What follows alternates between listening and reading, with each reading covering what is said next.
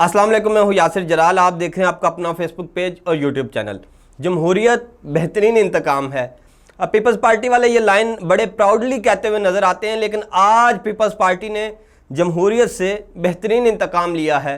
ये इंतकाम कैसे लिया, कैसे जमात इस्लामी के लोगों को भी आज सड़कों पर डंडे पड़े हैं, और KMC के जो कराची बल्दिया के इलेक्शन हैं उसमें कैसे जमात इस्लामी को हराया गया, और अब एक अदालती फ़ैसला, 4 सफ़ों पर मुश्तमिल अदालती फ़ैसला, कैसे आसफ जरदारी की ये सारी गेम उल्टने वाला है। और 36 करोड़ मुबैना तौर पर यह कहा जा रहा है कि 36 करोड़ में मेयर कराची बनवाया गया। ये 36 करोड़ की इन्वेस्टमेंट कैसे सिर्फ एक फ़ैसले से डूब जाएगी सारी, ये आपको बताना है, क्योंकि आज ही ये 4 सफ़ाती फ़ैसला सामने आया है जिसमें वाज़िया कर दिया गया है कि मेयर कराची के इलेक्शन दोबारा होंगे। किस सूरत में ये इलेक्शन होंगे, इस हवाले से आपको इस वीडियो में अपडेट करना है और आपको बताना है कि जहांगीर तरीन की पार्टी इस्तेकाम पाकिस्तान पार्टी खुद गैर मुस्तहकम हो गई है और उसके चंद लोग उसको छोड़ने का अंदिया दे चुके हैं। बल्कि यूँ कहें कि उन्होंने कहा कि हमने तो इस पार्टी को ज्वाइन ही नहीं था किया, असी तो वैसे ही आगे सी थे।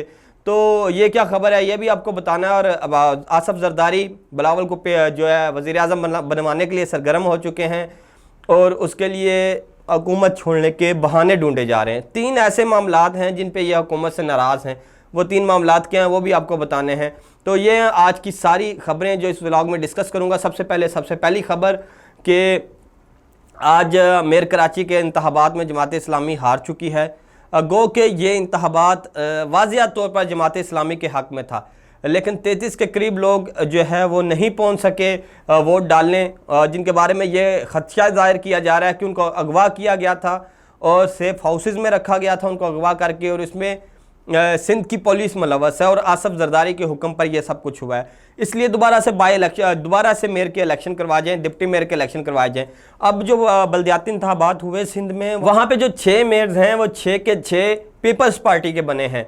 एक वाहिद सिंध के मेयर और डिप्टी मेयर थे जिनके बारे में ये कहा जा रहा था कि मुमकिन तौर पर जमात इस्लामी और पीपल्स PTI का आएगा, क्योंकि इन दोनों का इत्तेहाद हो चुका था और इनके पास मेजॉरिटी थी। लेकिन ऐन वक्त पर वो लोग गायब हुए और कुछ लोग पहुंच नहीं पाए और 161 वोट हासिल किए जो जमात इस्लामी के उम्मीदवार हैं हाफिज नईम साहब ने, और मुर्तज़ा वहाब साहब 173 वोट लेकर मेयर कराची बने। ये कराची की तारीख में मेयर कराची बनाने की सबसे बड़ी धांधली हुई है और इस जमहूरियत के साथ जो किया गया है ऐसा कभी नहीं हुआ पहले। जो अदालत है, बल्कि मैं आपको बताता चलूँ कि मेयर के इलेक्शन में एक गैर मुंतखब शख्स जो है वो मेयर बना है। इसके लिए बाकायदा तौर पर बल्दियाती एक्ट में तरमीम की गई और उस तरमीम के ज़रिए ना सिर्फ जो गैर मुंतखब नुमाइंदे को मेयर बनने का अख्तियार दिया गया, बल्कि जो मेयर के इलेक्शन का तरीक़ाकार है वो भी तब्दील किया गया। अब इस बल्दियाती तरमीम के ख़िलाफ़ जमात इस्लामी कोर्ट में गई हुई थी और उसने हुक्म इम्तना का कहा हुआ था कि इस इलेक्शन को रोका जाए, क्योंकि ये गैर कानूनी तौर पर हो रहा है। जिस पर सिंध हुकूमत ने आज फैसला जारी किया और इलेक्शन रोकने का जो अख्तियार है उन्होंने कहा वो इलेक्शन कमीशन ऑफ पाकिस्तान का है, वो हम रोक नहीं सकते। लेकिन जो सिंध का बल्दियाती एक्ट, तरमीमी बल्दियाती एक्ट है, उसको हम देखेंगे, उसमें जो खामियां हैं उस पर दलाइल दिए जाएंगे और फिर हम फैसला करेंगे। और अगर हम इस नतीजे पे पहुँचे कि वो एक्ट दुरुस्त नहीं है तो फिर हम इस इंतखाब को कलअदम करार देंगे, इस मेयर और डिप्टी मेयर के इंतखाब को कलअदम करार देकर दोबारा से इंतखाबात का हुक्म देंगे। तो अब जमात इस्लामी के लिए एक उम्मीद की किरण बाकी है। जमात इस्लामी ने इस इलेक्शन को रिजेक्ट किया है और कहा है कि हम तीनों तरीके से इसके ख़िलाफ़ एहतजाज करेंगे, ऐवान में करेंगे, अदालत में करेंगे, और अगर वहाँ बात ना बनी तो फिर सड़कों पे आएंगे। आज भी सड़कों पर आए जमात इस्लामी, जहाँ पे उन्हें पुलिस और रेंजर्स के डंडे खाना पड़े, और बाकायदा तौर पर आप वीडियोस देखेंगे कि जो पीपल्स पार्टी के कारकुन हैं वो पुलिस के आगे आगे जमात इस्लामी के लोगों पर पथराव कर रहे हैं। तो ये सारे मनाजर थे जो आज कराची के लोगों ने, पूरे पाकिस्तान के लोगों ने देखे, और पूरे पाकिस्तान से सहाफ़ी क्या, सियासी तज्ज़िया कार क्या, सब मलाइन कर रहे हैं और कह रहे हैं कि ये जमहूरियत नहीं है, ये जमहूरियत का बदतरीन चेहरा है। और आसफ जरदारी ने जिस तरह से इक़्तिदार की लालच में जमहूरियत को दागदार कर दिया है, जमहूरियत का चेहरा मसक किया जा रहा है, ये काबिल अफसोस, काबिल मज़म्मत है। और ना सिर्फ आसफ जरदारी इक़्तिदार की खातिर ये कर रहा है, आसफ जरदारी अब बाकायदा तौर पर मुतहरक हो चुके हैं कि बिलावल भुट्टो को वज़ीर आज़म बनवाएं, और उसके लिए उन्होंने 3 ऐसे मामलात हैं जिन पे इस हुकूमत से ठान ली है और उनको बहाना बना के ये हुकूमत से निकलने की सोच रहे हैं। वो चाहते हैं कि बिलावल भुट्टो अब जो वजारत ख़ारजा की कुर्सी पर उन्होंने इंटर्नशिप कर ली है वजारत उज़्मा की, तो अब वो वहाँ से रिज़ाइन करें राजा रियाज की कुर्सी पे आएँ, अपोजिशन लीडर बने और अवाम के हक की बातें करें, एक बयानिया लें और इलेक्शन की तैयारी करें। अब पीपल्स पार्टी चाहती है कि इलेक्शन हो जाए और नून लीग को पता है कि उनका सियासी नुकसान हो चुका है मुआशी हवाले से सख्त फैसले लेने की वजह से, वो चाहते हैं कि इलेक्शन ताखीर का शिकार हों। तो यहाँ पे एक डेडलॉक है।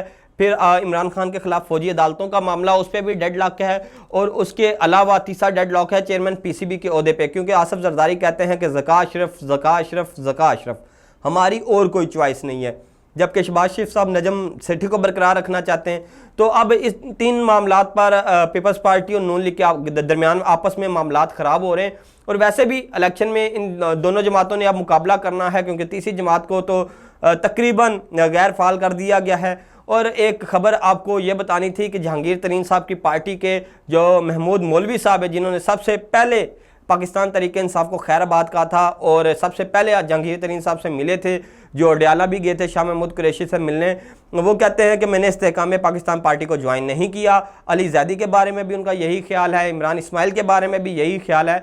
तो अब कराची से इस्तेहकाम में पाकिस्तान पार्टी मुकम्मल तौर पर बनने से पहले ही यतीम होगी है और वो उन लोगों ने आगे पीछे देखना शुरू कर दिया है।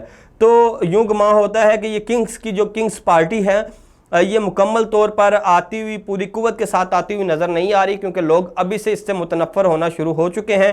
और इस पार्टी की जितनी हवा बनाई गई थी, जितना हवा बनाया गया था, वो हवा बरकरार नहीं रहा और ये बनने से पहले ही तितर बितर हो गए। वो कहते हैं ना कि ये तो शुरू होने से पहले ही ख़त्म हो गए, तो ये शुरू होने से पहले ही ख़त्म हो गए।